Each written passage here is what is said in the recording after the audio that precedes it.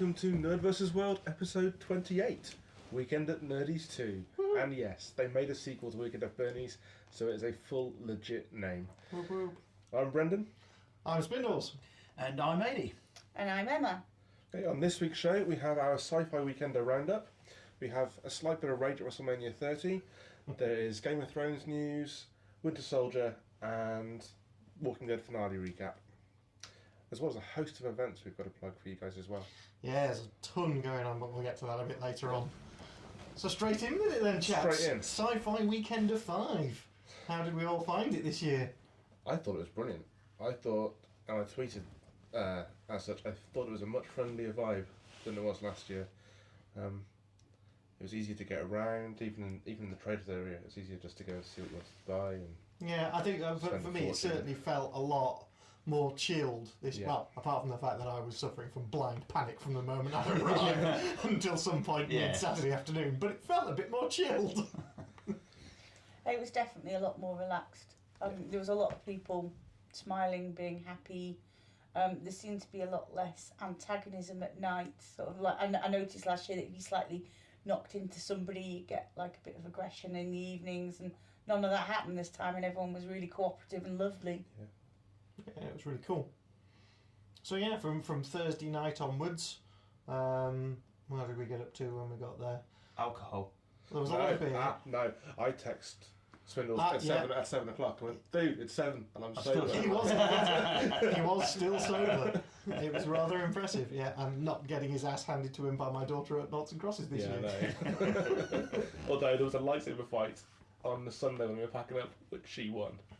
But only because one of the guys I was sharing a chalet with opened the window and grabbed my hoodie and pulled me back into the window so I couldn't move. External interference. Yeah, for sure. I'm going to blame that. But. Yeah, so there was the Thursday night quiz. I think what were the options? There was Mash and Barrel, there was the shorts programme in the screening room, and then Crap Film Amnesty. The Crap Film Amnesty, and the quiz was on in the spaceport with a DJ set afterwards. I think we all opted for quiz and DJ set, didn't we? I went to Mash and Barrel. Yeah, how was that then on the Thursday? Because we didn't go down there. It was empty. Really? Okay. Yeah, it was pretty empty. No, I walked past it on the way through and just went, no, I'll just go out to the main drag and see what's happening, really. Well, we found table 42 that was empty, so we just sat there. I Instagrammed it. I was just like, what other table number could there be for a geeky drink? Yeah. Look, And we all sat down. It fit everybody in the group perfectly. There was an 8-seater table. We all sat down and they came across and oh, sorry guys, this area is closed. You're gonna have to move. It's like no. That's why you need somebody else's problem field, sir. Yeah. This is perfect. It's like the best number. Can we not take the table with us? So we left, got a few drinks in, and then just kind of readied ourselves for the weekend, really. Yeah, well, so we all ended up in the spaceport and We had a got couple of beers. pizza first. Yes, yeah, we had pizza and everything first before we went out. Settled and went to spaceport. And then, bumped into the Rankins in the spaceport and much beer ensued. Indeed. And People arrived, met bit by a few other bit. people, yeah. Yes. So, it was a lovely night on the Thursday. It was cool. Yeah. It was quite a bizarre one because there was a bit of a time rift because apparently they stated that they closed the bar about 5 past, 10 past 1, but I went to bed at gone 3:30 in the morning, so... I think they had some trouble getting people out of there on the Thursday night. I had 3 pints to finish. So you're one of the dirty stop outs then, are you? I am guilty. As if you had to ask. Well, it was probably you and Rami propping up the bar all night. It was actually. Yeah. But yeah, we met a couple of good entertainers that evening, so... Yeah, cool. It was your first one, wasn't it? It was my first one, yes. How did you find it? Was it what you expected it to be?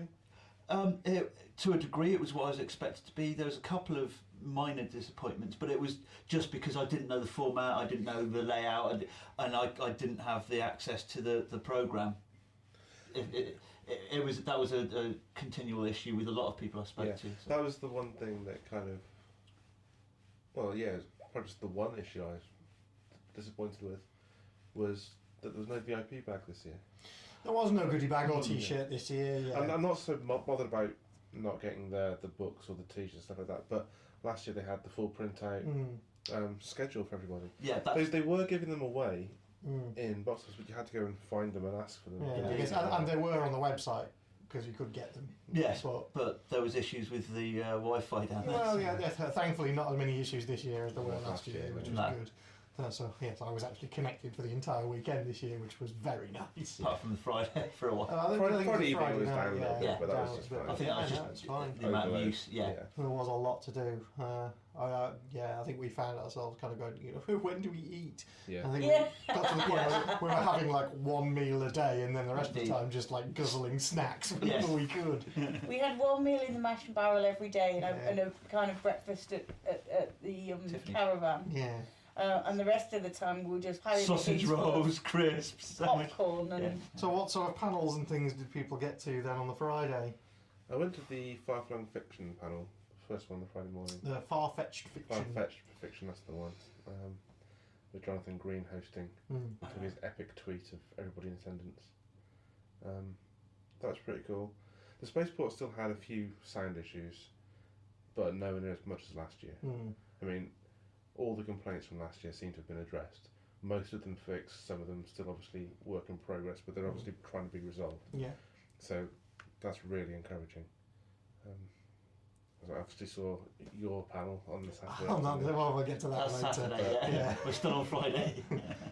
We'll get to some of my epic failures later. I barely remember kind of the order in which things were. We definitely went to the what was on Friday and what was on Saturday. Exactly. We definitely went to the zombie science on the Friday. Yeah, I missed that one. I don't know what I can't remember what I was doing at that time. What was the other options around that time? Probably food. I can't remember. I spent most of my Friday in Forbidden Planet, to be honest, with Danny Ware gainfully selling me anything she could, happily buying anything. I made multiple trips back to that store and spent a fortune. Worth it. Worth every penny. We did a fair whack of wandering around the trading area. We got a few signatures. True. We went to the. We definitely went to one of the early. Well, we went to the Far-Fetched Fiction panel. Yeah. On the Friday, we definitely went to the Trooper Hour, Pointless. Oh yes. Yes, that was definitely one I made. Interesting. Because come on then, Simon. Well, okay. So I volunteered to get up on stage and be a contestant for said game show. As there were 4 contestants, and that was it through the raffle tickets. So it was a sci-fi version of the quiz Pointless, and for anyone for those who know how it works. On the very first question, I managed to go out with the absolute maximum score possible, which was 200, by getting 2 wrong answers.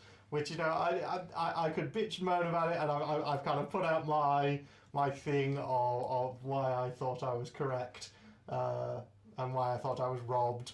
On one answer. Well, on both of them. Both of them. Because Major Barrett was there. That was the first one I said, and Chief O'Brien's a given. He's always there in the opening credits whenever he's on an episode. I think the mix-up was between what's an opening credits and what's a title sequence. Indeed. What's opening credits and who is a regular? If they said who is who is actually a person rather than a regular character. Who appeared in the title sequence, that's fine. The title sequence stops and then the rest of the credits roll while the episode happens. Yeah. But it said on the question opening credits. Yeah. And opening credits is everything over the action. So agreed. I think it was referring to title sequence. I stand vindicated that I would have gotten 2 pointless answers and thus the best score ever. So in my mind, I won. You're a winner with those, dude. So it's just at that point I was feeling kind of confident about doing the interview with René Auberjonois on the Saturday, but then after epically failing with Star Trek questions of all things, it really smacked you in the head. It smacked my confidence, and for the rest of the day I was just started panicking. Yes. But so the rest of the day we saw the Dr. Austin Zombieology panel, the show, which was fabulous. He was very, very funny. And then after that, it was the Alice on Mars opening. That's right. It was the Alice on Mars launch event for the film. See, I missed both of those for the same reason. I didn't know what was on when because we hadn't actually properly hooked up to discuss what we were going to go to, or I didn't find anybody that had a listings of what was going on, and I think I'd crashed because of the massive stop amount out of inebriation the night before. before. So I was at crash point during that, so I didn't come back out till 7-8 o'clock then. Yeah. Which on the Friday night, what did we have on the main stage on the Friday night? It was the Imaginarium. It was the Imaginarium, yes, which was a much better affair this year, I thought. That was very entertaining. It was very, very cool. Yeah, I think they've taken a lot of the criticism on board over the last couple of years, and they've done an entirely new show. It was great. There were some people there from the last one, but they were the ones that I really liked. People like Mental Dave, who I think is brilliant. That was good, yeah. Who I believe now has a Kickstarter going to make that steampunk illusion for next year. Yes. Which looks great, so yeah, go and check that out and fund that, because I want to see Mental Dave with a rocket pack next year. I do believe you said, if I have to see Chris Cross doing that same routine for the 3rd year running, I'm going to kill somebody. Probably him, but yeah. No, it was a great show, and it was nice to see some new stuff in there. I think acts of note, though, I enjoyed the Mighty Moustache. I think he went on for a little bit too long, but I really did enjoy him, and then Professor Elemental, of course, having been flown in from KitCon, was genius, and yeah, he brought the whole place up again with his I Loathe Michael Gove. Yeah, went down fabulously well. Indeed. And then I think after that there was it Darth Elvis after that? Yeah, it was. Yeah, who I saw most of their set as the rows of chairs started disappearing in front of us and started being filled with lots of jumping, dancing, drinking cosplayers. Yes, and a few furries thrown in. There were a few furries kicking around. There certainly was. Yeah. There are a few costumes that I imagine just should not have been by done. the end of the weekend. It's quite. But we bowed out early. We did bow out early on the Friday night, yes, just down to for good reason. Rising levels of abject panic on my behalf. I think it was. Darth Elvis were cool, but I think I was just a bit too tired and stressy to stick around and watch Attica Rage. Did anyone watch Attica Rage? No, I didn't see him. I watched some of it and then went over to the spaceport and went, that's better. Because they supposed to be a rock covers set from Attica Rage. Yeah, but to be fair, it wasn't the greatest of bands I've heard. Okay, fair enough. Fair enough. No, they were a good enough sort of band, but it didn't kind of fit well with the Sci Fi Weekender for my sort of taste for it. Fair enough. It just didn't work. Did they seem generally well received? They seemed generally well received, and the masses were sort of up and dancing with it. But I think by that point they didn't come on till sort of 10:30, 11 o'clock at night anyway. So most people were 3 parts pissed, and you throw anybody up there with a guitar and a few vocals. We'll try that out next year, shall we? So in fairness to them, if they were on a bit earlier, they would have had a proper response to a rock band, and they probably would have had a better performance back. But I think as a late nighter, and they were dragging a bit. So. Fair enough. So that was Friday, which brings us to Saturday. Now, basically I think I went straight over to the main void to get ready for my interview thing, and for some reason or other the first panel in the main void didn't happen on the Saturday. There was a comics panel. It was like split and desk in and all that. I think they'd probably been dirty stuff out tonight before as well. Right, okay. Yeah.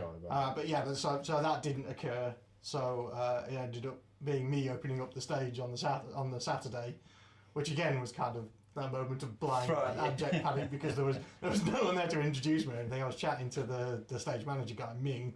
Stage manager called Ming. Brilliant. Genius. Yeah. And he was just like, well, just carry on. So I'd literally met Rene Auberjonois about a minute before going on stage. And I was like, hi, how you doing? And then he was like, just off you go. I was like, what, now? Like, all right. Yeah, now. So I just stormed straight out on stage, and obviously you can hear the full interviews up on the website, so you can hear that and hear me make almost the worst faux pas possible at a sci-fi convention. Almost. Which is to get Star Wars and Star Trek confused. But you weren't the only one. I hope not, because Sam Stone did it the night before. Alright, okay, that's fair enough. Because I started saying it, and then I caught myself almost saying Star Wars, and I just kind of stopped and went, I can't believe I nearly did that. And I think I stopped in the middle of the speech and just said that to the audience. It was just like, oh God. Because I was already, that was at the point where I was apologising for the epic failure of the Pointless. So I was like, oh God. So yeah, I didn't even think it was going to go well for me then. They went brilliantly. But they went fine. We had a brief technical hiccup by the look of it in terms of recording the podcast, because we seemed to miss the first couple of minutes. I think it must have been because if I listen back to the recording, it sounds like Renee's mic is a bit lower than mine, and so I think he was trying to resolve those and accidentally cut the feed off that was going through to my desk. So the only thing you're missing me. Introduce. No, the introduction went fine. It was the sitting down and me admitting that Little Mermaid's one of my favourite films, and him singing Les Poissons. Yeah. So that's just a little gem just for the people who were there that weekend. Well, Belle got Les Poissons sent to her 3 times. Yeah, indeed. Yeah, Megan got it as well. So yeah, that was Megan. That was funny. She kept saying, I want to ask a question. Well, let somebody else have a go. You've already been up on stage on Pointless and asked God knows how many questions. We'll let someone else have a go. But I want to ask a question. Okay, run the questions through me first. So we did a couple of iterations of questions, and she had a hand up. I'm like, you really do need to let somebody else have a go. Please let somebody else have a go. And then Simon was ignoring her and ignoring her and ignoring her. And you could see that Renee was kind of looking at him and sort of like, oh, poor little girl, he's ignoring her. Poor little girl. Poor little child down there. That poor little waif who's straining to get up on the stage and ask a question. We'll come back to you in a minute, darling. It's okay. And I'm thinking, oh God, he thinks we're being mean. He thinks we're being mean. And then he said, oh, actually, that's mine. But I've spoken to you already. What more do you have to ask? I had no idea about that at all, because he's going like, oh yes, we've already spoken. I'm like, have you? When? At the signing just before. Yeah, indeed. Well, I had no concept, because I hadn't seen them since I went out in the morning. It's the secret life of Megan. It is. We never know quite what she gets up to. Yeah. But yeah, I mean, I think from my perspective, I think the interview went really well. Yeah. It felt a bit strained at first, but then I think it eased into it quite well. And then, he started getting more and more anecdotal as it went on, to the point where, I think the last question that was asked, I think I said time for a couple more. Somebody asked a question, and then 15 minutes later, I was looking at my clock and going, oh, I'm going to have to actually say, no more to stop talking now. No, I was worrying I was actually going to have to stop him talking before he got to the end of his story, and I just really didn't want to do that. But then he got right to the end of the story. I was like, oh, thank God for that. And then that finished off. So yeah, it was good. All in all, a terrifying experience. And at that point, he relaxed. And but he had to go to the spaceport and pick up a beer. Yeah, I was in need of a beer after that. But yeah, I think it went rather well, and it seems to have gone down fairly well. Well received. You were well received as a host of a panel, for sure. Yeah, so I had a chat with Neil afterwards, and hopefully we'll be back next year doing more of the same and more besides, hopefully. Yeah. Be cool. Watch this space. Just need to work on a programme of stuff that we can do. Yeah. Other things I really like, this is Just a Minute. Yeah, so there were other panels after I went on stage. That wasn't the end of the weekend. That was the start of mine, really. But so Just a Minute was, again, brilliant. Jonathan Green, absolute star. Yes. I love that he is now Robert Rankin's evil steampunk nemesis. That's genius. That was funny. Yeah. A badge which he is now wearing with pride. As I believe after a conversation I had with him, he was like, yeah, that's it. I am now his evil steampunk nemesis. Well, of course, we have Jonathan Green coming back on the show soon. Hopefully so, yeah. We haven't got a confirmed date yet, otherwise I would be plugging that now. But yes, he will be coming back on the show. We had a lovely catch-up with him on the Saturday night, so that was great to kind of finish that off, having a chat with him. Seems my haircut threw him out, though. Apparently so, yeah. You Clark Kented him, dude. Didn't recognise you out of long hair. Maybe you should just get a wig for the Weekender. Clip on ponytail.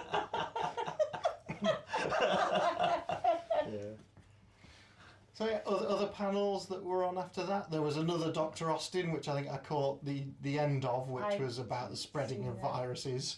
Yeah, because I think we'd ended up going for food, again, in the Mash and Barrel for our one meal a day. And then there was Festival of the Spoken Nerd. Festival of the Spoken Nerd. Yes, that was good. My was God, they were awesome. funny. Yeah, that was genius.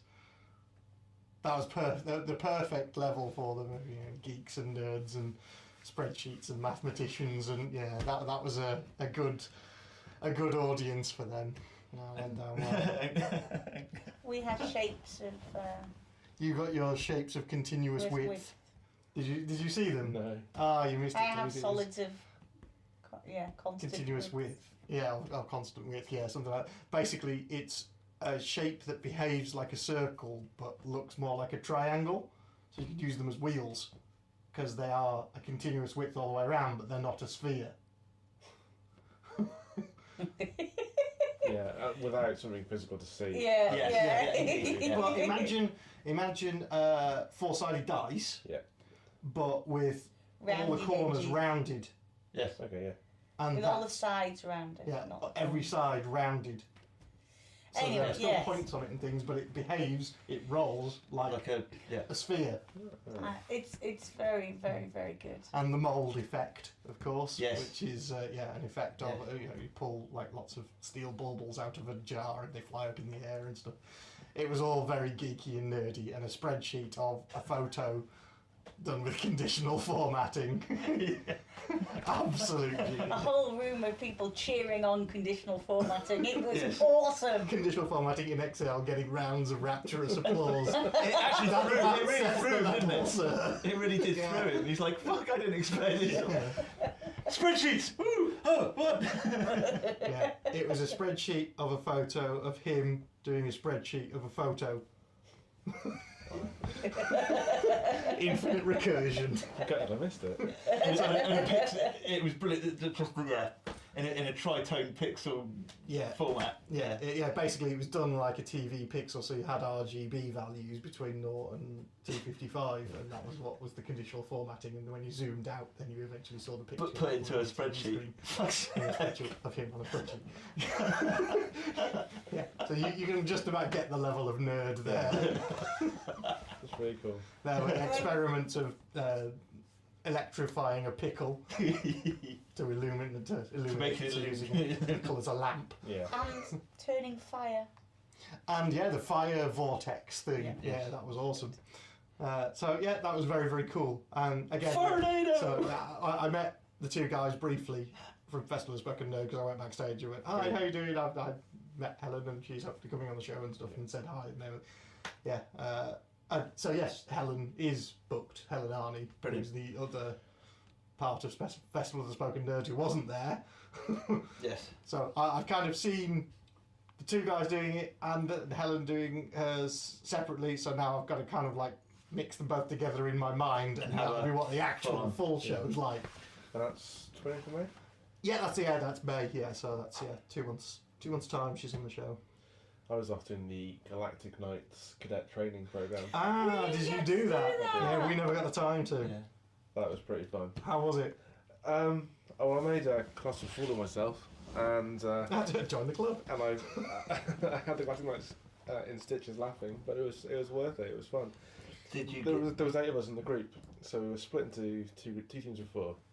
And the first part of the training is basically just a laser target game, where you have to turn the targets to your team's colour, and whichever team won after all 4 members had sort of like played, got to enter the pit first and get a 60-second advantage to sort of find spots to hide. And it's basically a big 9-room by 9-room inflatable quasar zone. So it was an inflatable one, was it? Well, yes and no. This is where the confusion came for me. It was definitely something that you inflated, but it wasn't like a bouncy castle on the inside, which is what I was expecting, and which is where I went horribly wrong. Oh dear. So, I'm on the red team, and the red team, we destroyed the blue team. Like, all the blue team fired, and I was just still waiting to shoot a target, because they were all my team's colour already. They were just hopeless. So, we get the 60-second head start, I get the big gun, and we're all lined up, and pretty sure it was Leo, in his clone trooper armour, was giving us all proper dressing down and stuff. And the entrance to the actual combat zone was like really narrow and really thin. And I thought, if I go first, I'm gonna have to like awkwardly step through it, or I can just fucking dive through it. Because it's expecting an inflatable. It's inflatable, right? It looks inflatable. Why's everyone got their shoes on? Oh, they probably just forgot to take them off. Yeah, I'm sure it's going to be a bouncy floor on the other side of that thing. So Leo's counting down, and my usual thing is to like always let somebody else go first in case I make a fool of myself by going first. But this time I was like, no. Threw caution to the wind. This time I was just like, no, fuck it, I'm going first. So when he gets to 0, I've got a big machine gun laser pistol, fucking bomb it forward, head first dive through the store, hit solid concrete on the other side of it, and just hear laughter from outside. I was like, oh, well, up a day, never mind. Find some place to hide. Did you get really hurt? No, it was fine. All you can hear was just the gun slapping against the floor. I was like, I've broken that. I'm sure I've broken that. But I hadn't broken it, it was fine. If that was me, I'd be one bruise. We won that as well. Excellent. So it was worth it. We came out. It was worth the pain. It was worth it. We came out and they were saying thanks. Nobody's made us laugh all weekend apart from you. I was like, you didn't film it, did you? And some guys went, yeah. Yeah. Where's the video footage? So yeah, I reckon we want to see that. If you have the footage, please send it in. We must have this. I'm sure it'll be on the GK site somewhere. So that was cool, but that was just hilarious. It was so much fun. Yeah, that sounds cool. Yeah. That just brings to mind the old Han Solo garbage compactor moment. So then around that time there was the theatre performance. Yeah. Well, it was a theatre performance. Didn't go down particularly well. I think it was just Wrong order. Yeah, wrong After order. having a high energy and then the high energy of the cosplay, it was put in the wrong time slot. Yeah. After the up that was Festival of the Spoken Nerd, it was too much down. I heard a lot of people saying that on Twitter as well. So live and learn. It's I didn't stick around on that one. Yeah, well, we ended up bailing and going over to the other bar and just chilling with all the cosplayers over there. So that was cool. And then there was the cosplay. And then there was the cosplay final. The masquerade ball, the cosplay final. Which was opened with style. Thank you, Sue. That was awesome. It was. Cherry Bomb, Sue Hadrell doing Boom Shake the Room dressed as Death of Rats, as promised in her Facebook status if she got 50 likes on it. I think she underestimated how many people would want to see that. I think so too. You nailed it, and you fully deserve the audience award. That was awesome. Yeah, indeed. Yeah, congrats for And I'm pretty sure I well-deserved did lose my voice at that point. That's where I lost my voice. Lost our voice. Yeah. I didn't get it back for a good 4 or 5 days. The chance for Death of Rats, Death of Rats. Yeah. Death of And rats. squeak. Yeah. Earlier on in the competition, the girls who were standing next to us turned around to one of our party and go, "Dude, you're fucking loud." And he's like, "I'm sorry, I'll cut down." She's like, "No, it's cool." But it's like, "You're pretty loud, man." And then at the end of the night, she's like, "It was worth everything just to hear you grown lads shouting squeak at the stage for Death of Rats." But yeah, the costumes were. There were some immense costumes. I was going to say, were there any standout costumes that you guys The Lord of the Rings. The Lord of the Rings. Brilliant. The Lord of the Rings cosplayers, they were just phenomenal. They were slick. Yeah. Tariel was just incredible. That costume was brilliant. One which I think got overlooked, which was brilliant, was the classic 70s BSG Viper pilot costumes. Yeah. They were good. Really good. Yeah. I thought the Minion was brilliant. Whoever the Minion was. They didn't get into the finals, did they? No. I thought that was a genius costume, and they were too late for registration. The cardboard Transformers. They were good. Really liked. They were Optimus Prime and Grimlock. Yeah. Fucking brilliant. They were genius. I have a very soft place in my heart for cardboard cosplay the last couple of years. So it was. Who won it? It was the Chaos Marine. No, it was the Space Marine. It was the Space Marine. Yeah. The Lord of the Rings Hobbit crew was second, and then it was Doc Brown. Doc Brown is the cardboard DeLorean. Yes, again, fair play. also brilliant. But there were some really good costumes. There were some brilliant ones. I keep seeing it. I keep looking through people's pictures now and seeing loads I didn't see around at the weekend. Sure. Slave Leia. Oh, the crossplay. that was Slave brilliant. Leia. Yeah. I think a special mention as well for the cross-played The Avengers. cross-played Avengers, Just yes. for Jeff being being a sexy Black Widow. Big ups to Jeff as Black Widow. That was awesome. And nailing the pose as well. Fair play. So, yes, Fair fair play to the cross-play Avengers. That was sweet. Yeah. And yeah, Sue winning the audience vote was great. Yeah. Death of Rats was a fantastic. Definitely well deserved. So it came with a great comment from David, because during the cosplay, Belle fell asleep and she was dressed up as Professor Steg from the Neil Gaiman Fortunate in the Milk book. So he said, well, I was trying to take the baby Stegosaurus to bed, but I was frightened of tripping over the Native American Indian's feet, and it was very difficult to get past the minion. Yeah. He's like, that isn't a normal statement of how you take your child home. Yeah. But the Sci Fi Weekender is the place where normal statements go. We know, last year, what sticks with me from last year was, you haven't lived until you've seen Pac-Man leading a conga. Oh, another wonderful one, I think was on the spaceport, and it might have been on the Friday, was Jar Jar Binks getting chased around the spaceport by all the stormtroopers. That was funny. That was quite hilarious. Was that green screen Jar Jar Binks? Yeah. You should have seen it when he went up to see. Because that was the same guy who did the Khan. Yes, it is. Cosplay on Saturday. It is, yeah. I wish his microphone had been working on Saturday. Which one, sorry? I wish his microphone had been working on Saturday. Yeah, for his speech. Properly do the Khan speech. You heard him show bits of it, but That Jar Jar costume had quite an effect on Belle. Yes. She's Belle's it was the ass lesson. balls. she's only 6. She spent the whole time going, I can see his willy. She just stood there staring at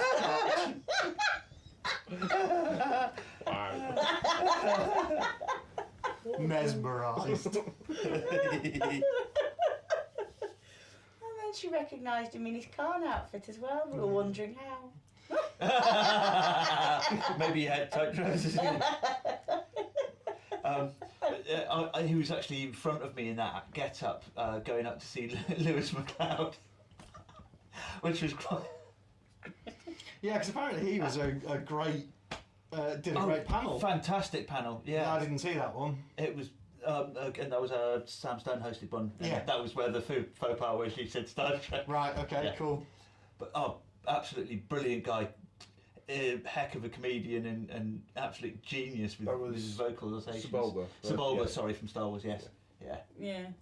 But he's very sort of broad Glaswegian in his natural, but to hear him talking in all these different, very sort of London and posh aristocratic sort of voices, it's just very, very disturbing.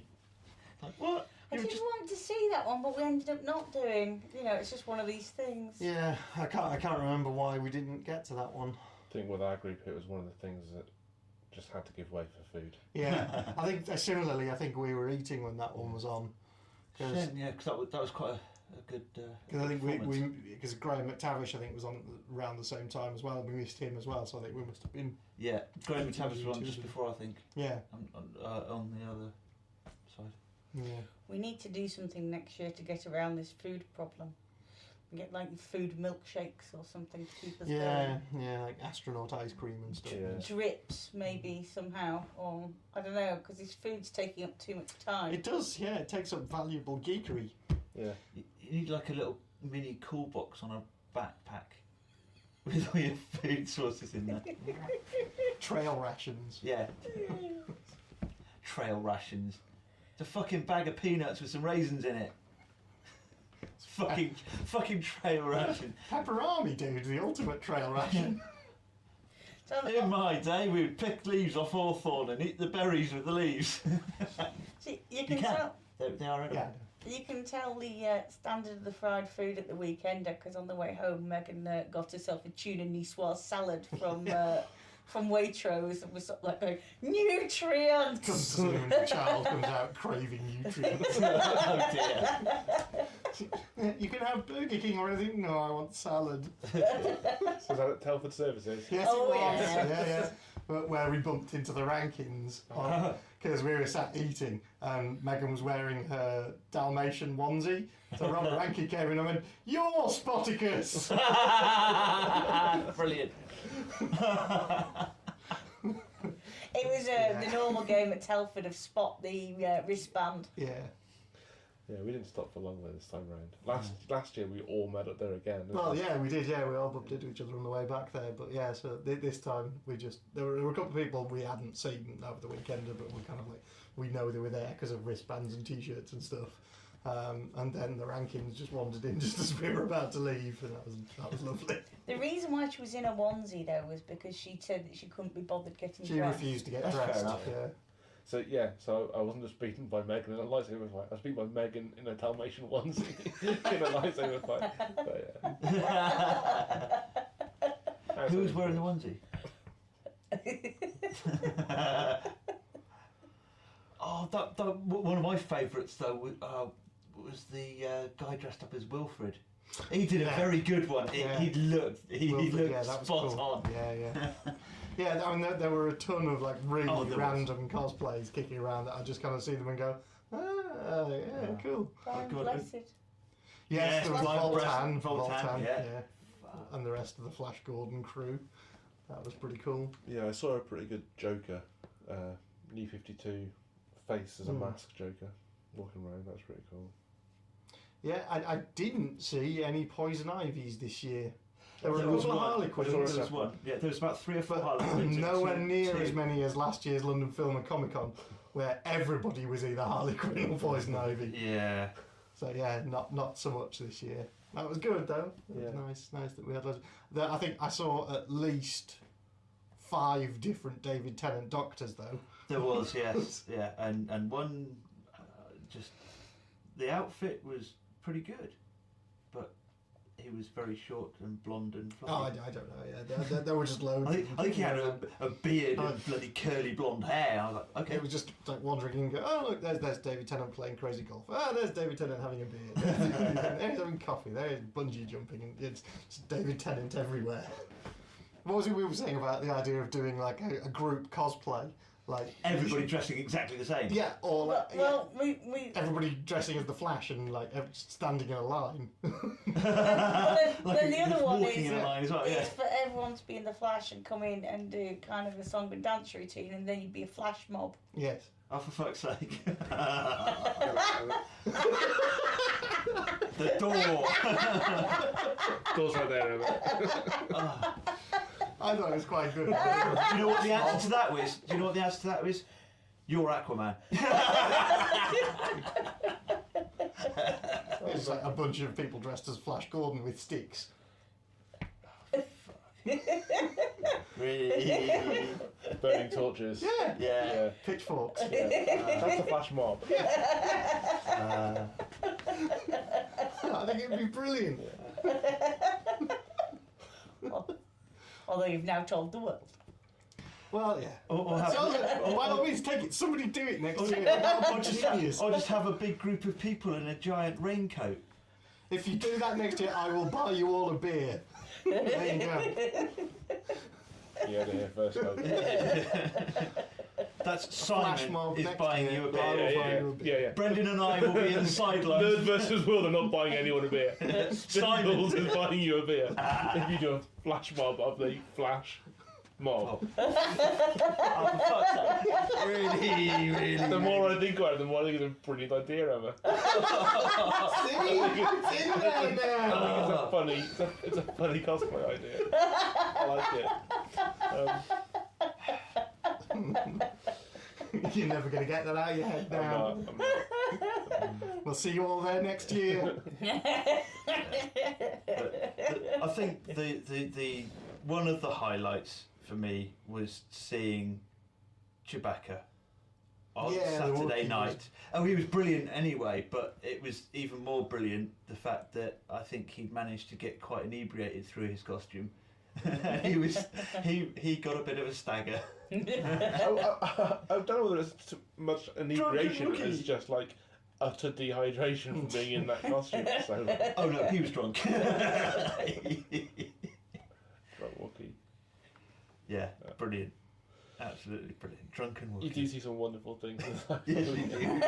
And some things that you just really don't want to see. I think it is all that hanging around atmosphere. Yeah. The hanging around and the dressing up and that sort of silliness is the best thing about it. For sure. So, summary then, best part of the weekend? I'm going to go with your panel. Thank you. I thought your panel was phenomenal. High praise indeed. Well, very well. And then, panels aside... Imaginarium for me was good. Cool. And the fact, sorry Brendan, No, the fact that they actually served draft Hobgoblin the entire weekend and they didn't fucking run out. Brilliant. Yeah, your panel and the Classic Nights training thing. That was a personal high for me, the training thing. Emma?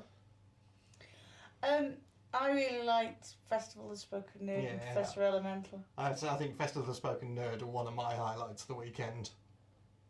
I would say my panel is one of my highlights of the weekend because it was getting to meet René Auberjonois, and he was a dude. He was fabulous. Just to see him relax as much as he did on stage made me very, very happy that I'd made him feel relaxed enough because he just kind of melted into his chair and was just sat sideways on the chair. I don't know whether I've actually tweeted the picture or not yet. I don't think I have, but as I was keeping an eye on the time while I was talking to him, and it was while he was sat sideways on in the chair with his legs over the arms of the chair, and I subtly took a picture of him like that on the stage as I was looking like I was checking the time. So I'll have to tweet that picture because that was lovely. It just it seemed so relaxed, which was great. So I felt happy that I'd done it, and it was worth stressing about and everything. But yeah, it was good fun. Other than that, yes, Festival of the Spoken Nerd, Professor Elemental again is a star.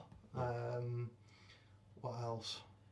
Oh, I think it was just again meeting a ton of new people. Yeah, and I love old friends as well. Yeah, it was seeing everybody, all the people who've been on this show over the last year, catching up with all them again who I haven't seen for ages, and just chatting over beers and that was nice. Meeting lots of new people. I love it. It's a wonderful, wonderful atmosphere where I just go along and you have something in common with these people, so you can just talk to them, and I love that. I absolutely love it. I've always loved it in kind of rock clubs and stuff because you always have that one thing that you can talk about, and you can kind of look at somebody and go, I bet he likes The Crow, and you can talk to them, and you could be 90% certain that they're a role player, or you know. It's that kind of thing that when you go to a weekend, admittedly, it's a lot more diverse now given the size of the sheer scale of the event, but you can be guaranteed to have at least something in common with anyone you stop and talk to, and that's what I love about it. Yeah. Yeah, I've got nothing to add to that. I entirely agree. Yeah. People were a lot more chatty and friendly. Yeah. So it was a lot easier to talk to people than it was. So yeah, by all means, if you went this year, I hope you had a great time as we did, and if you didn't go this year, we will see you there next year. Yeah. Come and talk to us. Indeed, we will be around again all weekend. Yeah, we will see you there. So yeah, that was that on the Sci Fi Weekender then. Yeah. For another year. Now we're going to start planning next year. Yeah, and what we're going to do.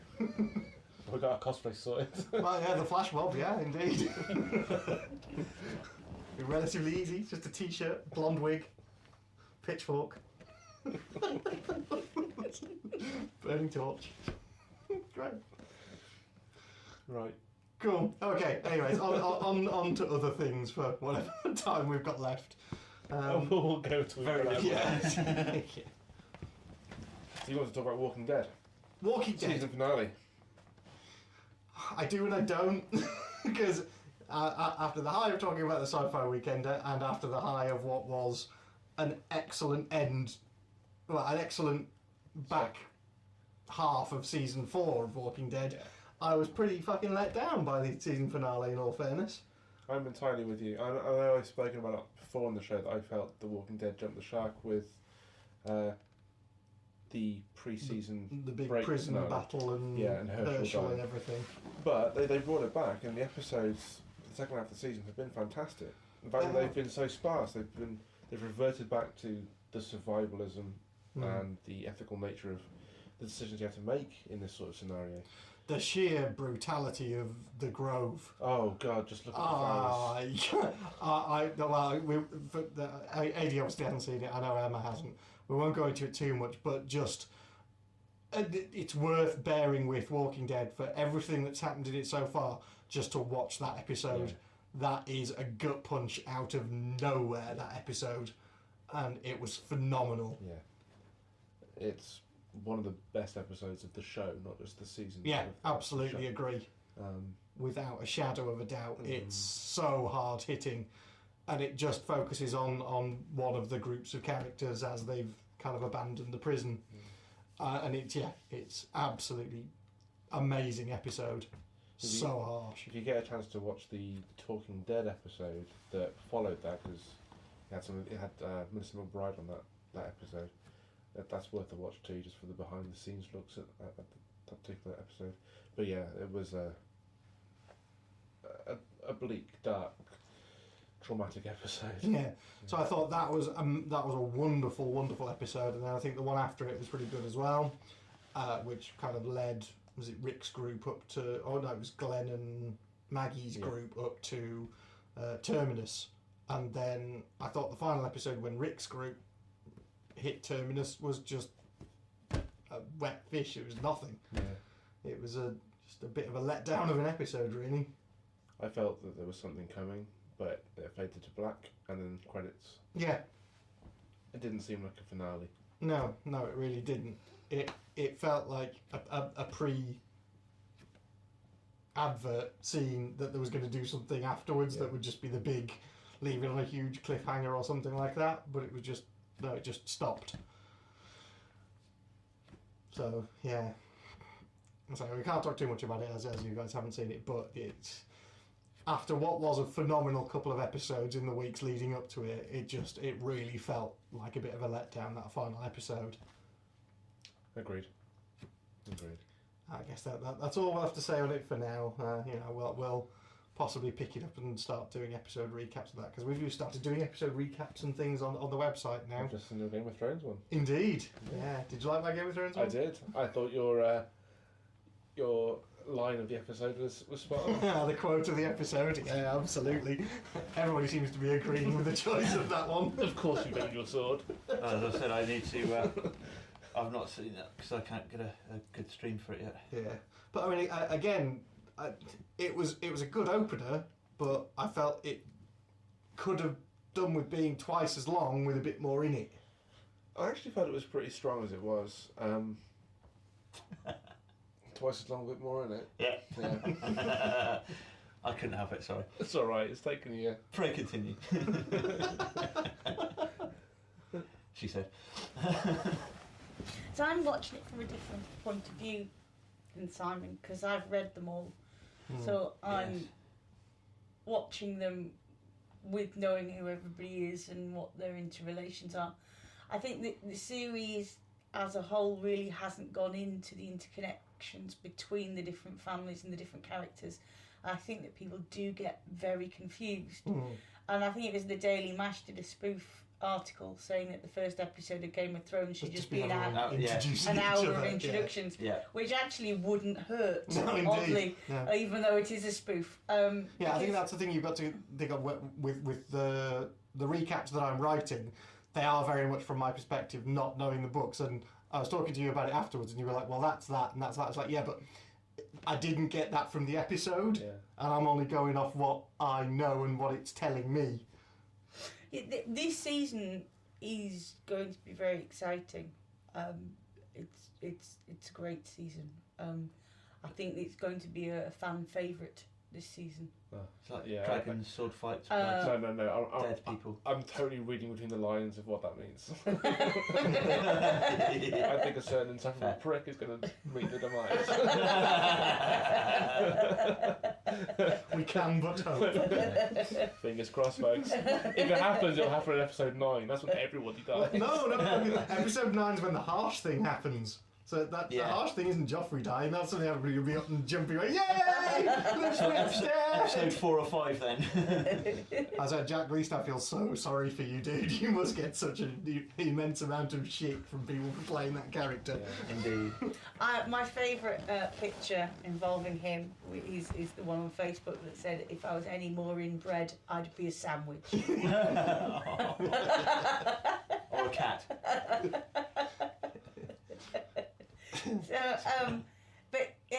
So I do know all the interconnections of all the characters, which Simon doesn't. So we have a very different perspective on how things go. I haven't read the books, but I have long since given up expecting TV or film adaptations of books to be wholly loyal to the subject material, because it made me upset about a great number of films. It's not wholly loyal. They have mucked it about a bit to make it more simplistic, but they have to do that. Yeah, that's the thing. Is that the Terry Pratchett mucked about a bit by? So I remember that from the start of the Terry Pratchett serials that Sky One did. Ah, yes. It would always have, as instead of like written by, it'd be mucked about a bit. Yes. By. Because yes, I mean, all the Miss Landry and Stannis stuff is all kind of out of whack, but that's fine. Yeah, if it has to be to I think get the story across, then that's what. There has to be artistic license to change it for the different format. I have long since come to accept that, and so now I don't necessarily get so ragey. I get ragey about other things instead. Yeah, we'll come on to that in a minute. Yeah. It's slowly building. I know the rest of my is coming. But I think they're doing a very good job of the adaptations. Yeah. I think they very good job. They may perhaps, we'll have to see how it goes, because I know which kind of the major threads are, and it wasn't necessarily what Simon thought the major threads might be. What he thought was fairly insignificant actually turns out to be very significant. But we'll just see how that goes. Yeah, but I just pick up on different things in the episode, and long for certain things, to see how many bits of Theon Greyjoy are left, things like that. The fact that it was catch my called attention. The Two Swords, and it opened with the swords, and it went back to Sean Bean, and so therefore you thought definitely the swords were the most important part of the episode. Well, yeah. Valerian steel was the word you were looking for. Yes, it was. I know I got told that, but I left it in the edit because I'm going with my gut reaction to the episode. So that was literally written after I watched the episode. I went, there you go. That's my thoughts. Yes, you do live with an expert on You Game of will Thrones. get honest reactions in my recaps. That's fair. I think that's what Even people though need to read as well, as an honest gut reaction. Yeah. He will be corrected, but he won't add the corrections in. No, That's fair indeed. enough. So I will know next time that Valerian steel is the thing that Valerian steel. Valorian! No, shit. Completely different genre. DeLorean steel. DeLorean! Don't say my DeLorean! So, judging by what's happened in the previous episode, so what's his face that was the blonde elf now is a brunette ranger? Oh, Dario Naharis. Dario Naharis. Is he the same kind of thing as the other guy who shapeshifted into somebody else? No. No, alright. I think he's just been recast, hasn't he? Yeah, he has. Yeah. He's meant to have a blue beard, but he doesn't. So he doesn't look like the way he's described in the books either. Yeah, okay, fair enough. Yeah. But yeah, it was nice to see Arya getting kick-ass in this Yeah. episode. I mean, Ilan Payne should be back, but of course he's dead, so I don't know if they've recast him or if they've just tried to write him out. Don't know. I don't even know who the character is, so... You know the guy who died a year ago? No. Don't remember. No? Really? The actor died? Hmm. Then no. What was the character then? The character was He's Evan the Payne. He's the guy- executioner. He's the one who Right. took Ed Stark's Oh, head. right, okay. He's also the guy who guards Cersei and the noble ladies in the Red Keep during the invasion of Blackwater, right? That episode. And he Okay. teaches Jamie how to use his to fight again. Because he laughs at him a lot because he can't laugh because he had his tongue cut out, so he just makes a clicking noise. And of course, Damon's got to relearn now that he's left-handed. Okay, so I wonder how they've dealt with that then. Maybe they just recast that too. That's what I'm going to be We'll interested see. to find out. Okay, cool, yeah. Because he does crop up a lot in the books, but whether or not they'll just try He's on Arya's list as well, isn't he? So. Yeah. And I missed lamenting of Hodor this episode. Oh, yeah, No there's Hodor. no Hodor. There's a question on Facebook, which was, who do you think has the best life in Game of Thrones? Hodor. And it was very... yeah, well, Oda doesn't really know any better, but none of them really have a nice life. No, none of them do. We thought maybe the Queen of Thorns, who's played by Diana Rigg. The dragons have a fairly easy time of it. Lady Tyrell. Yeah. But pretty much everybody else is miserable. So the dragons are quite happy. Yeah. Yeah. Get to eat a few sheep. Yeah. I don't know. I think Bron's got a pretty good life. Yes. He didn't expect to be nice, did he? Yeah. He's got a pretty good life. Yeah, Ron does seem quite happy. And the Squire lad. Oh, Patrick. Yeah. Yeah, he seems to be having fun. Yeah. True. Everyone else is damn miserable. Yeah, pretty much. Yeah. Well, okay, are we going to find out about the smoke baby thing this season? Well, I say the Stannis and Miscellany things all changed from the books. So yes, there are. So Revenge of the Smoke Baby might be on the cards. Well, Brienne. Oh, that's how she kills people, isn't Brienne it? of Tarth brought it up, didn't she? Brienne of Tarth brought it up when she was talking to Marjorie Tyrell. Yes. Yeah. So I imagine it's probably going to be a plot thing for this season.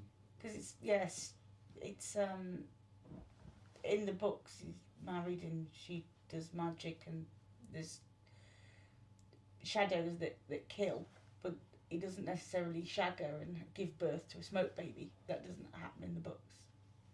Well, how do they make the shadows? She just does it by magic. Magic. I don't think you actually need to copulate. Where do smoke babies come from? under the cabbage patch of fire. Well, son. One daddy smoked monster and mommy smoked monster. You've seen that episode of Lost? Cool. So yes, I don't know. That's one area I don't know about. Cool. Cool. Well, it was I felt it was a strong episode and good review on the Wonky Spindle Thank you very much. So yeah, there will be more reviews and stuff going up there. There's one on there for Winter Soldier as well that we went to see last week. Which is So cool. Hopefully there'll be one for Divergent going up at some point this week when I finally got around to seeing it. And then yeah, we're going to be adding a load of new stuff on there very, very soon. I've added a nice groovy event map to it today. So you've actually got a Google map thing with all the events plotted out on it now. And there are a fuck ton of them. There needs to be more around Oxford. There do need to be more events around Oxford. If you look at it geographically, it's like it's all London or Glasgow. Yeah, it's like the other extra, or Wales, yeah. Birmingham. Birmingham's a couple in Birmingham. Closest, yeah. Okay, so events. We've got a few that we really do need to plug, don't we? Yeah. So we have Lawgiver. Lawgiver, yes. So Rule 32 are doing their first one-day convention, which is a celebration of dread. That's Eddie's Rock Bar. On the 5th of May. 5th of May, which is that's Monday. That is the Monday, isn't it? Yeah, it's Easter Monday, Bank Holiday Monday. Not Easter Monday. It's Bank Holiday Monday. May Bank Holiday, yeah. Thank you. I mean, all the details. We'll put all the links to the events and everything in the show notes, so you'll see. Because I can't remember how much it is for it or who all's appearing at it off the top of my head. They've got some pretty big names in Dread coming. So Yeah. It should be pretty cool. If you're a fan, definitely go along. 2008 seems to be getting behind it as well, which is good. That's cool. Yeah. I briefly met Pat Mills at the Weekender as well, because he was on after me on the main stage. So yeah, bumped into him as we were swapping microphones and things backstage. So yes. There's Lawgiver. Other events, we spoke briefly about the Alice on Mars launch at the Sci Fi Weekender. They've got a fundraising evening coming up on the 10th of May. 10th of May, yep. Down in London. Yep, near Liverpool Street Station. Yeah, which I believe they've got Andrew O'Neill playing, who we just went to see the other night in Reading doing his history of heavy metal. Lady Reagan will be playing, and a whole bunch of other people playing. comedians and musicians and stuff, and all proceeds are going towards getting the film made. Cool. Which, if you've not seen the promo reel for, watch it. It's absolutely brilliant. It is truly, truly epic. I'm really looking forward to that film being made. It's going to be genius. I think the Kickstarter, the Indiegogo, is already upwards around £7,000, I think, at the moment. I think we've got a target of 22, so there's still like 30 days to go on that, so it's looking like it's going well. Good. Which is cool, so I'll go and check that out as well. And then Latitude Punked starts this Friday. I think you know more details about this than I do. It is an exhibition of 8 different steampunk artists, which is at Greenwich Observatory. It's going to be running from Friday till some point next year. All the exhibit got set up last week, which was pretty exhausting for everyone after the Sci Fi Weekender. Yeah, indeed. And yeah, so we're thinking of popping down there on the 10th after we go to the Alice on Mars. Yep. So we'll be able to say a bit more about what's there and our reviews of it after that. Cool. So yeah, we'll feedback a bit about that after, because we're going to the Alice on Mars fundraiser. We've already got tickets for that, so we're off down to that on the 10th of May. So anyone who's down at that, we will see you there. Yeah, I've got there's a link to a Time Out reference to it. And there's also, I have the website address for it as well, so I'll put that in the show notes. Absolutely, yeah. So yeah, we'll put details of all of these in the show notes. Any other events from you chaps? No, Lawgiver's a big one for me. Yeah, I think those are the big ones. Yeah. So yeah, unfortunately, I don't think we're going to be able to attend Lawgiver. Are you going along? No. Okay. I'm actually away that weekend. So yeah, apologies. We Sorry. won't be attending, but has Good our luck full with it, support. Good luck with it, guys. I hope it goes well. Because we've had some fun at the Geek Meets up there at Eddie's, so it's should be fun for you all. It's a fun night. Yeah. Okay, which brings us on to Brendan taking centre stage here.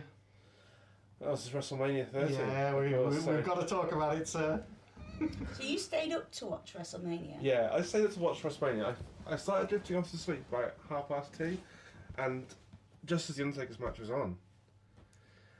And I wasn't watching it, but I was awake and I was listening to it. I was with my back turned, and I heard the commentator saying Brock Lesnar's got Taker up for his 3rd F5, and then I heard the count. I heard the 1, the 2, the 3, and I just shot round in bed like, what the fuck? Lesnar's broken the streak. Undertaker, before this WrestleMania, had won 21 matches at WrestleMania in a row. Taker's streak is the longest streak ever in wrestling, and it's the streak. It's become a huge deal. It's almost as important as the title match, to the extent that wrestlers who don't get a title match are often put into the match with Taker to challenge the streak. And yeah, my first reaction was that of rage. Because I'm so calm and collected when these things happen. I never get just massively thrown out and upset about things ever. No. I understand that the Taker streak had to end at some point. I also understand that in the wrestling industry, when you go out on your back. You go out fighting.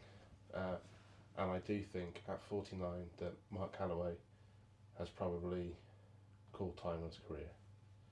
And I think he would have been at Raw last night to actually say goodbye to the fans if he hadn't been in hospital with neck injuries and a concussion from the match with Brock Lesnar. And I also do recall that back at the start of 2000s, 2001, he did say then that he wanted Lesnar to be the one to break the streak. Why is that? I don't know. Because he offered the most money. Lesnar was in WrestleMania 20 as well, wasn't he? Yeah, well, and that was one of the most disappointing matches I've ever seen. Well, that was Lesnar versus Goldberg, and they were both on their way out and couldn't care. So, in my opinion, my 2 pennies worth is that Brock Lesnar has basically fucked WrestleMania 20 and WrestleMania 30, in my opinion. That's I think where a lot of fans are angry. They're not angry about the streak ending. They're angry with the person who ended the streak. Because when he left WWE to go to UFC, he said a lot of unkind things about wrestling. So he doesn't feel like he's one of us. But the counter to that is, I don't think anybody else could have carried or have broad enough shoulders to deal with the abuse that comes with ending the streak. Because if you have Daniel Bryan, who's a massive babyface at the moment, he's hugely over. If he'd ended the streak, would he have had the strength of character to deal with the inevitable fallout from breaking the streak? Lesnar doesn't need to have the audience love him. In fact, he works better with the audience hating him. I'm still not 100% sure it was the right decision, and I would think my personal preference would have been to have Kane end the streak, have brother versus brother. They both want to retire. Have them go out in a no contest. You know, that would have been how I'd have billed it. Maybe for next year, or Icon versus Legend, Sting versus Taker. But they can still have that match now. They can have the match at WrestleMania 31, and it not be a foregone conclusion that Taker wins it. Yeah, that's the thing. But as always, as with every year, the best thing about WrestleMania is the post-WrestleMania Monday Night Raw, and last night's was no exception. We had 2 NXT superstars step up to the main roster. In Alexander Rusev got his first match, destroyed Zack Ryder in what was essentially a squash match, but he looks like a Samoan Joe. Okay. So he looks like a pretty agile, big guy wrestler. And Paige stepped up from NXT as well to congratulate AJ Lee on defending her title, but AJ Lee sort of slapped and challenged her to a fight midway through. Paige wins on her debut, wins the title. Awesome. So, and to be fair, Paige is the only female wrestler I would have liked to see AJ drop the title to, because she can wrestle. Cool. AJ Lee and Paige are probably the 2 best wrestlers in the industry at the moment, especially in the WWE at the moment, maybe. So they will have a good feud that will be built around strong matches, which is where I think WWE needs to focus now. They've kind of built up the tag team division again last year or so, but they need to get rid of the Divas Championship. They need to get rid of the Divas thing and call it the Women's Championship again. Yeah. Because in the last 2 years, we've had Trish Stratus and Lita both inducted into the Hall of Fame. And if you watch Lita's acceptance speech at this year's ceremony, she talks about how when she was a kid, she made the decision to go to Mexico. One-way ticket. To learn to wrestle. To learn to wrestle at the School Lucha Libre. And it was all about drive to do that. I don't know any divas on the current roster, apart from possibly AJ Lee, who famously broke down in tears when she was a child and met Lita at a signing, who have that same sort of drive. 2 others possibly be Tamina Snuka and Natalia, but they're both second-gen stars, so it's in their family blood already. The rest of them are all picked from model agencies. They're all faces for a TV show. Well, Lita's at Collectomania this year, isn't she? Amy Dumas, yeah. But her story, her acceptance speech was pretty interesting, because I'd forgotten she was in ECW. And you can't afford to be a wallflower in ECW. You've got to get out there and actually fight. And she tells us about how she broke her neck in a match. And how the doctors were telling her all these things, but the one person she wanted to speak to was Stone Cold Steve Austin. And how Stone Cold Steve Austin helped her get back in the ring and back to wrestling again. But yeah, I think with Paige, who is a 23-year-old lass from Norwich, she's got wrestling in the family as well, and she's a fantastic fighter. If you watch any of the NXT stuff, she's has some really good matches with stars who are now coming through. So I think that division is going to get stronger over the next couple of years, because to be honest, it's been a joke for it has been for a long time, since Trish Stratus and them left, like again 10 years ago, because at that point there were a couple of good women wrestlers. Yeah, it was Mickie James. She was pretty good still. But then it was again a lot of window dressing, and that was it. Because do you remember we watched a couple of them and we were like, there's a couple there who can actually wrestle, but the rest of them it's just pointless. It's tedious. Stacey Keeblers of the world. Wrestling in bikinis. And dance competitions. Yeah. But it was good to have that on Raw, because the Divas, it was actually ironic that the Divas match at WrestleMania was actually quite good. They all got their spots, they all seemed to do a bit of wrestling, but it came on straight after Take a Streak of Unbreaken. Right. And so the crowd were chanting, "No one cares, no one cares." but AJ Lee defended it. The crowd got their big moment after months and months and months of being screwed over. Daniel Bryan won the title.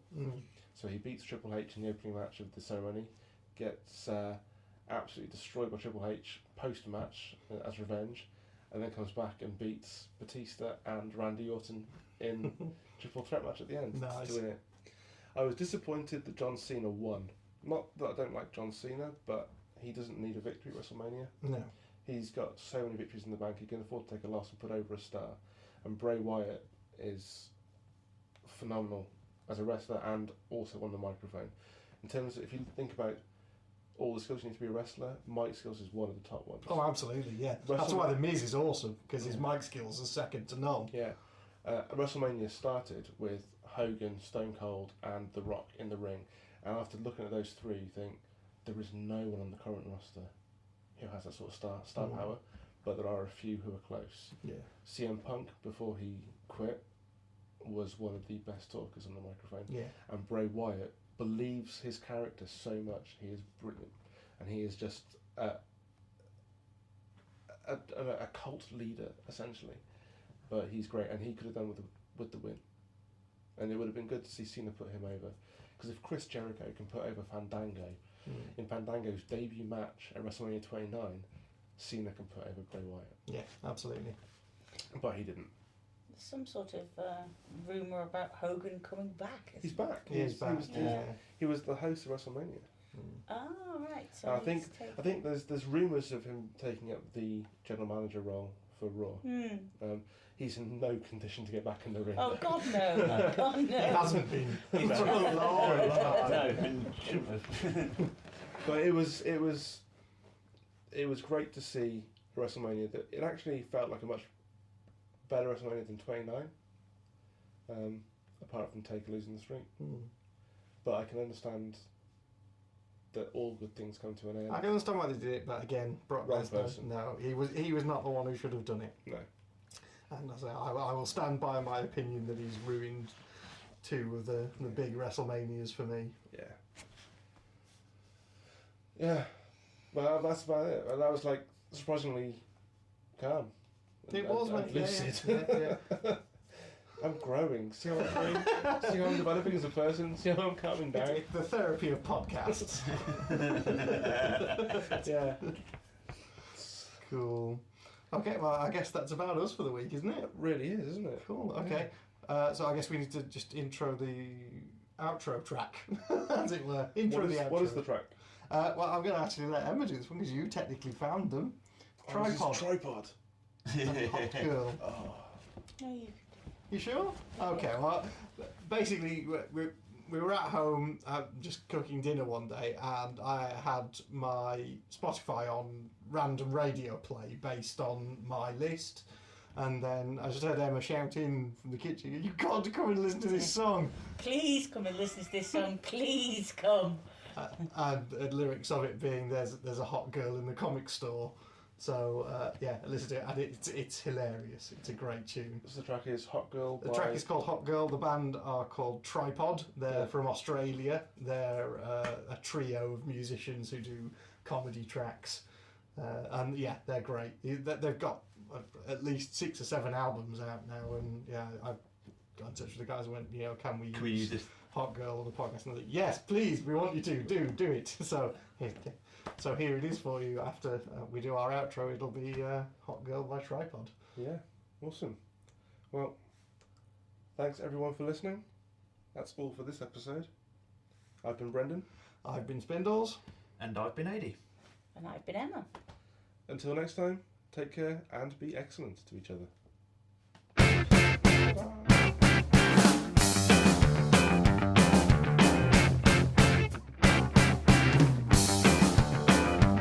There was a hot girl in the comic shop, and I didn't know what to do. There was a hot girl in the comic shop, she was looking at the Doctor Who. There was an actual girl in the comic shop, what am I meant to stay? I had to check to make sure that she wasn't just a human-sized cardboard display. My competition was a kid with pimples and a guy in a wheelchair. So I knew I had to act fast.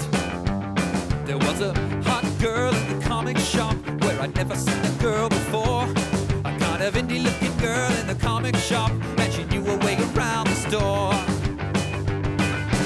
Oh my lord, she's moving towards the role-playing games. Oh my god, she's picking out dice. So many questions in my mind. What would be a good pickup line? Why had a hot girl just come in? If the Hulk fought Spider-Man, who would win? I guess Spider-Man's advantage would be his webs and his manual dexterity. But then again, the Hulk's endurance is limitless, and he's stronger than Spidey would be. He's got the healing factor, but the proportionate strength. But there's the schizophrenia, but there's the photography skills. It's so hard to know. Hot girl! Hot girl! There was a hot girl in the comic shop. About 10 minutes ago, there was a hot girl in the comic shop. Did anyone see her go? Had she come to the comic shop looking for love? I guess I